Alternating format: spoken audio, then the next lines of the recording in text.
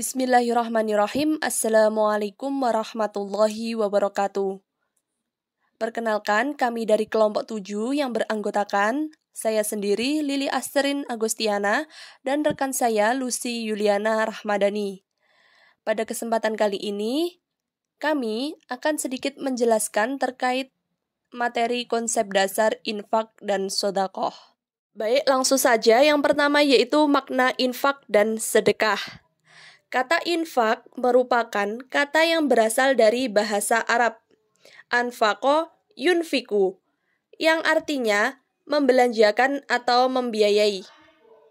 Kata infak dalam Kamus Besar Bahasa Indonesia berarti pemberian atau sumbangan harta dan sebagainya untuk suatu kebaikan. Dan dapat diketahui bahwa infak itu merupakan amal sosial sukarela yang dilakukan oleh seseorang dan diberikan kebebasan kepada pemiliknya untuk menentukan jenis harta, kadar harta yang ingin ia keluarkan.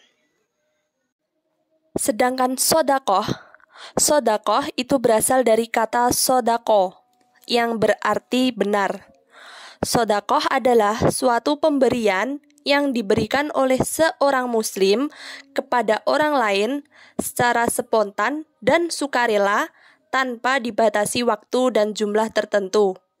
Suatu pemberian yang diberikan oleh seseorang sebagai suatu kebajikan yang mengharapkan ridho Allah Subhanahu wa Ta'ala dan pahala semata. Secara syarak, sedekah diartikan sebagai sebuah pemberian seseorang ikhlas kepada orang yang berhak menerima yang diiringi juga oleh pahala dari Allah Subhanahu wa Ta'ala. Selanjutnya, perbedaan antara infak, sedekah, zakat, dan wakaf. Dalam fungsi sosialnya, wakaf bisa menjadi jalan bagi pemerataan kesejahteraan di kalangan umat, serta penanggulangan kemiskinan di suatu negara jika terkelola dengan baik.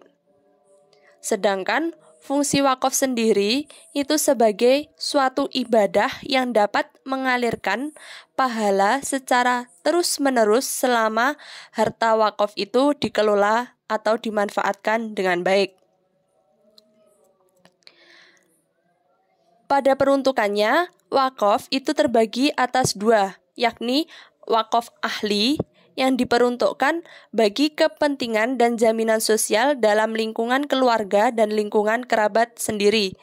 Sedangkan wakaf khairi atau kebajikan yang diberikan untuk kepentingan kemasyarakatan.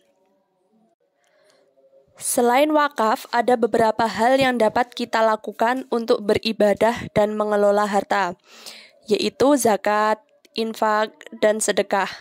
Perbedaan zakat dengan wakaf adalah zakat itu memiliki syarat dalam jumlah tertentu, dan zakat itu disesuaikan dengan kadar harta yang dimiliki dan akan diberikan kepada mustahik atau orang-orang yang wajib menerima zakat.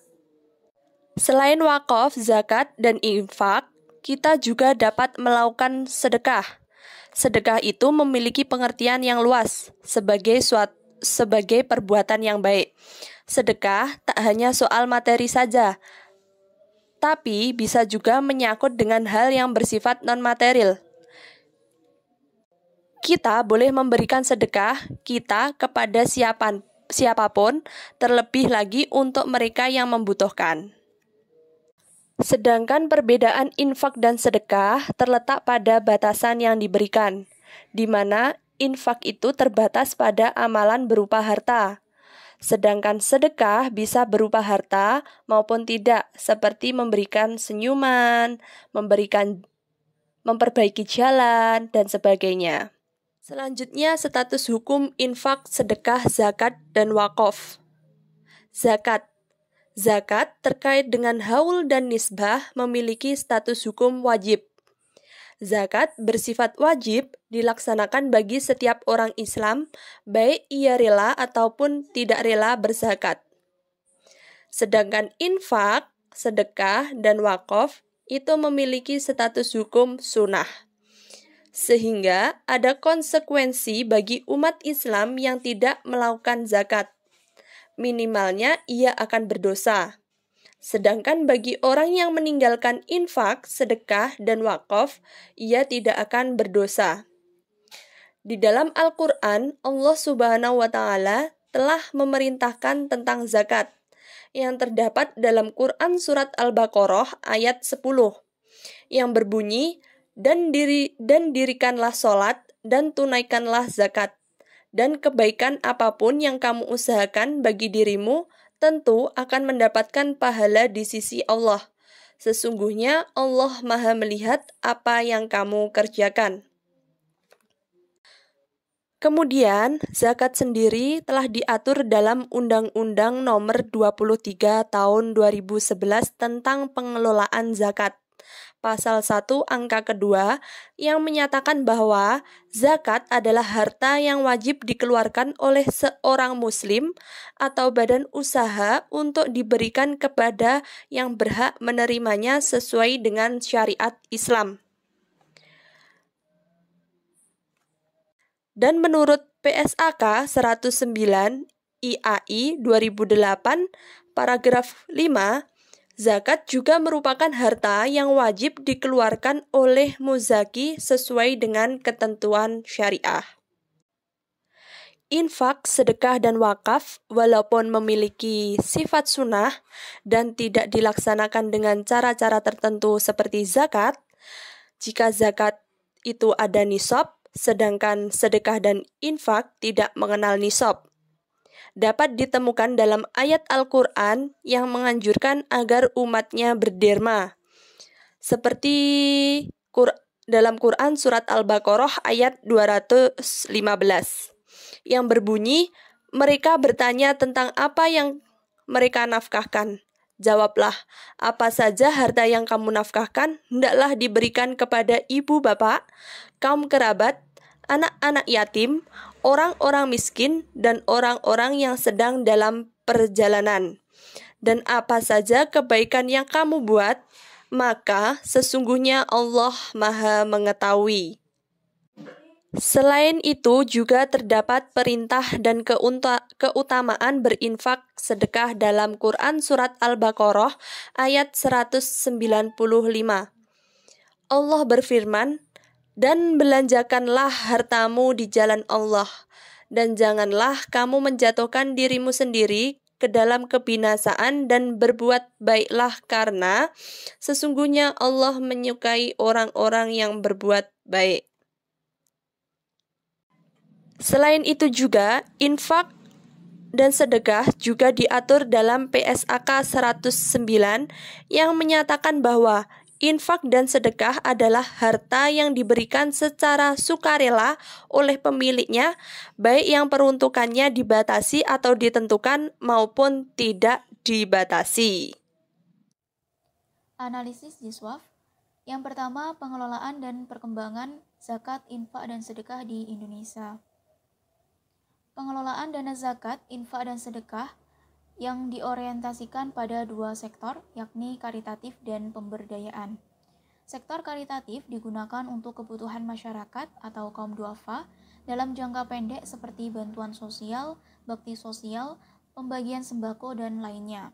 Sedangkan sektor pemberdayaan lebih bersifat jangka panjang dengan bentuk program terencana dan terorganisir. Untuk memberikan dampak positif dalam jangka panjang, salah satunya dengan melaksanakan program pemberdayaan dengan industri keuangan yang berbasis syariah, tanpa adanya pengecualian dengan industri keuangan yang bukan bank, tetapi berbasis syariah. Apalagi keuangan syariah tersebut menyediakan berupa produk dan layanan yang setara dengan kepercayaan nasabah muslim. Dalam pengelolaan zakat, infak, dan sedekah di Indonesia, ini sudah mengalami perkembangan yang sangat baik dalam kurun waktu yang sangat panjang. Sejak infak dan sedekah telah masuk di Indonesia, hal tersebut langsung dilaksanakan atau dipraktikkan. Kemudian zakat berkembang di Indonesia sebagai salah satu pranata sosial dalam bentuk keagamaan yang sangat penting dan juga harus dilaksanakan oleh umat muslim. Di Indonesia yang sekarang ini yang sudah sangat berkembang, zakat di tangan masyarakat sipil yang awalnya ke arah amal sosial telah berubah menjadi ke arah pembangunan ekonomi. Yang kedua, peranan zakat, infak, dan sedekah dalam meningkatkan perekonomian. Peranan zakat untuk meningkatkan perekonomian rakyat sebenarnya sangat besar. Akan tetapi, hingga kini masih banyak umat muslim yang belum menyadari pentingnya membayar zakat. Banyak faktor yang dijadikan sebagai penyebab diantaranya: 1. Tingkat kepercayaan masyarakat yang masih rendah kepada lembaga-lembaga pengelola zakat. Akibatnya, banyak masyarakat yang mengeluarkan zakatnya langsung kepada mustahik. 2. Masih banyak kaum muslimin yang belum mengerti cara menghitung zakat dan kepada siapa zakatnya dipercayakan untuk disalurkan. Kemudian peranan zakat, infak, dan sedekah terhadap kesejahteraan muzaki. Zakat wajib didistribusikan kepada mustahik sesuai dengan syariat Islam dan berdasarkan skala prioritas dengan memperhatikan prinsip pemerataan, keadilan, dan kewajiban. Dalam upaya peningkatan kesejahteraan masyarakat, maka harus mempunyai perencanaan yang baik dalam menjalankan fungsi-fungsinya, dengan mengupayakan penyaluran zakat, infak, dan sedekah dalam mengentaskan kemiskinan sesuai dengan peruntukannya. Pengelolaan dan penyaluran dana zakat, infak, dan sedekah direalisasikan dengan dua pengembangan. Yang pertama, pengembangan ekonomi dengan bantuan konsumtif, dan yang kedua, pengembangan ekonomi dengan bantuan produktif.